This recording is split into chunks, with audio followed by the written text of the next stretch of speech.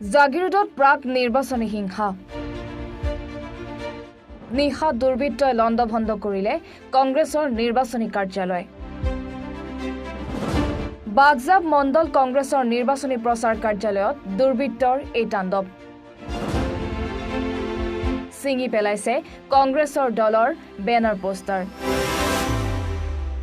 দুৰ্বৃত্তই ফালিলে কংগ্ৰেছ দলৰ প্ৰাৰ্থী প্ৰদ্যুৎ বৰদলৈৰ বেনাৰ ঘটনাক লৈ তীব্ৰ প্ৰতিক্ৰিয়াৰ সৃষ্টি হৈছে ঘটনাস্থলীত উপস্থিত কংগ্ৰেছৰ নিৰ্বাচনী প্ৰচাৰ সমিতিৰ অধ্যক্ষ বীৰ কুমাৰ কোঁৱৰ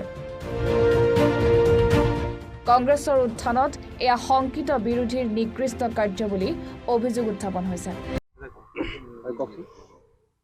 আমাৰ বাগজাব মণ্ডল কংগ্ৰেছৰ নিৰ্বাচনী প্ৰচাৰ কাৰ্যালয়ত যোৱা ৰাতি আপোনালোকে দেখিছে যি লণ্ডভণ্ড কৰি থৈ গ'ল ইমান এটা নিকৃষ্টতম কাম কৰিছে আমি একেমুখে সকলোৱে গৰিহণা দিছোঁ ৰাজনৈতিক দলত বিৰোধী থাকিব পাৰে সকলোৱে আমি মোৰেই এতিয়া 34 বছৰ হৈছে কংগ্ৰেছত আমি প্ৰতিটো দলকে আমি সন্মান জনাওঁ প্ৰতিটো দলৰ ফ্লেগকো আমি সন্মান জনাওঁ কিন্তু আজি যিসকলে এই ইমান নিকৃষ্টতম কামটো কৰিলে আমি একেমুখে গৰিহণা দিছোঁ আমাৰ আপোনালোকে জানে যে নিৰ্বাচনী কাৰ্যালয় এটা খুলিব লগা হ'লে অনুমতিৰ প্ৰয়োজন যদি কাৰোবাৰ আমি ব্যক্তিগত মাটি লওঁ তেখেতৰো অনুমতিৰ প্ৰয়োজন আমাৰ তেখেত আছে আমাৰ বাপুকণ ভূপেন ডেকা ডাঙৰীয়া তেখেতৰ পৰা আমি অনুমতি লৈ প্ৰশাসনৰ পৰা আমি পাৰ্মিশ্যন লৈ আমি কাৰ্যালয়টো নিৰ্মাণ কৰিছিলোঁ তেখেত ভূপেন ডেকা ডাঙৰীয়াই আমাক জনোৱা মতে যেতিয়াই কাৰ্যালয়টো আমি আৰম্ভ কৰিলোঁ তেতিয়াৰ পৰা তেওঁক বিজেপি দলৰ নেতা কৰ্মীয়ে বিভিন্ন ধৰণৰ ভয় ভাবুকি দিব ধৰিলে তাৰ পাছতো তেওঁ এই কথাত নিজৰ অটল থাকি আমাক অনুমতি দিলে কাৰ্যালয়টো খোলাৰ বাবে আজি যোৱা ৰাতি এই পৰিৱেশ এটা সৃষ্টি কৰিলে আজি তাকেই আমি অত্যন্ত দুখ প্ৰকাশ কৰিছোঁ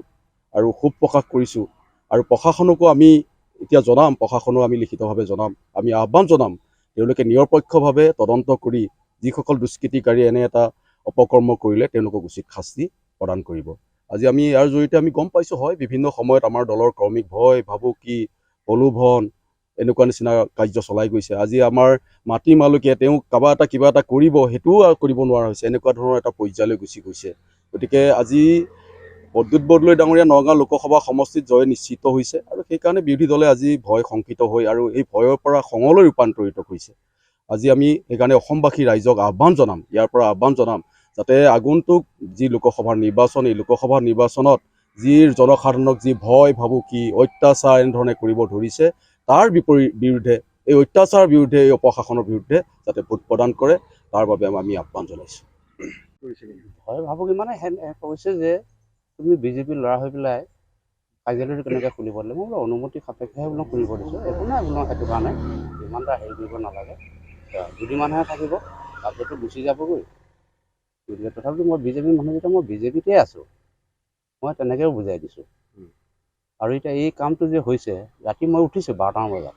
উঠি মই বাহিৰত লাইট জ্বলি আছে মই তথাপিও চাইছোঁ একো নাই তেতিয়া তাৰপিছত শুই আছোঁ তাৰপিছতে ৰাতিপুৱা শুই উঠি দেখা পাওঁ যে এনেকুৱা পৰি গ'ল তাৰপিছত লগে লগে মই কাৰ্যালয় সভাপতিকেইজনক মই জনাইছোঁ তেওঁলোক আহিছে আহি পেলাই এইখিনি পাইছে কেইটামান বজাত হোৱা বুলি এনেকুৱা মইতো 12টা বজাত উঠিছোঁ 12টা বজাৰ পিছত হৈছে সেইটো বস্তু ৰাতি হৈছে তাৰমানে জাগিৰোডৰ পৰা দীপক কলিতাৰ report এনিভাৰত 24 Join BSc Nursing and GNM at St. Martha Institute of Nursing, Guwahati under SM Group of Institutions.